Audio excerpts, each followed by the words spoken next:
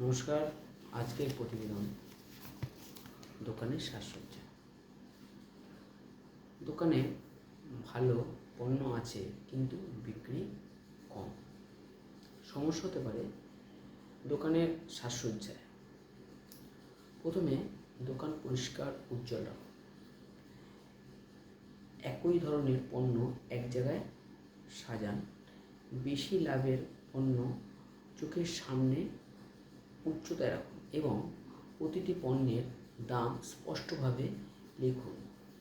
প্রবেশপথে খোলা রাখুন। অফার এবং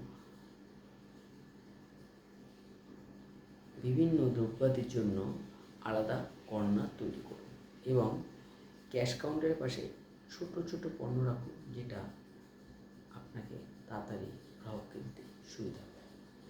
মনে রাখবেন, গোছানো দোকান গ্রাহকের বিশ্বাস বাড়ায়।